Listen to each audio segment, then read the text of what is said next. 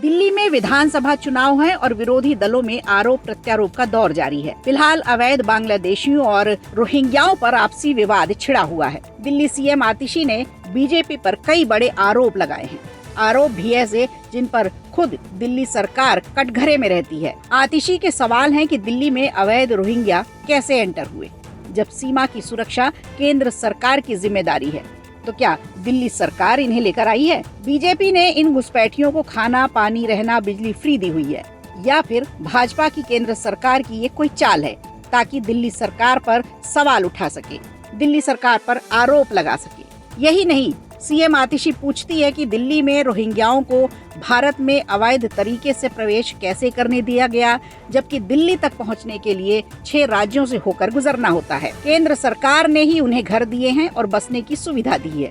ये आरोप लगा रही है दिल्ली सीएम आतिशी। अवैध गतिविधि या संसाधनों का यदि इस्तेमाल हो रहा है तो उसकी जिम्मेदारी केवल बीजेपी और बीजेपी नेतृत्व वाली केंद्र सरकार की है। इसके अलावा 7 दिसंबर को रमेश विधुरी ने अपने इंस्टाग्राम हैंडल से एक वीडियो साझा किया था जो काफी वायरल हुआ।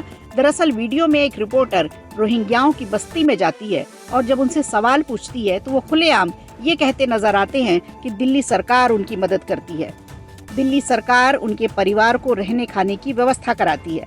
रिपोर्टर के एक और सवाल में ये बताया गया कि उन्हें ऊपर से आदेश मिला है कि मीडिया से कुछ नहीं बताना है। दिल्ली की सत्ता पर आम आदमी पार्टी का राज है, जहां अरविंद केजरीवाल एक तरफ कहते हैं कि दिल्ली में हमने दिल्ली की जनता के लिए सभी मूलभूत सुविधा फ्री कर दी है, तो वहीं दूसरी तरफ आप सरकार उन लोगों को भी फ्री की सुविधा पहुंचा रही है जो हमारे देश में रहकर देश का ही नुकसान कर रहे हैं। इस मामले पर केंद्रीय मंत्री हरदीप पुरी का कहना है कि आम आदमी पार्टी और मुख्यमंत्री आतिशी रोहिंग्या पुनर्वास के मुद्दे पर झूठ और भ्रम फैलाने का काम कर रही है। पुरी ने एक ट्वीट में दावा किया है कि आप सरकार ने ही दिल्ली में अवैध रोहिंग्याओं को बसाया है, उन्हें बिजली और पानी की सुविधाएं दी हैं, उन्हें प्रति माह 10,000 रुपए का भुगतान भी किया जाता है।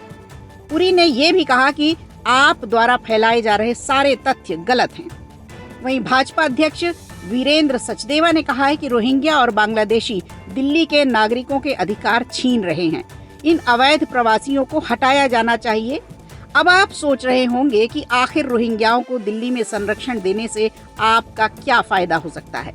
तो आपको ये बता दें कि दिल्ली में अवैध रोहिंग्याओं की जनसंख्या 30,000 के लगभग है और ये फिलहाल दाने दाने को मोहताज है। अब अगर ऐसे में आम आदमी पार्टी इन्हें संरक्षण देती है तो जाहिर सी बात है कि ये आपका एक बहुत बड़ा वोट बैंक बन सकेंगे।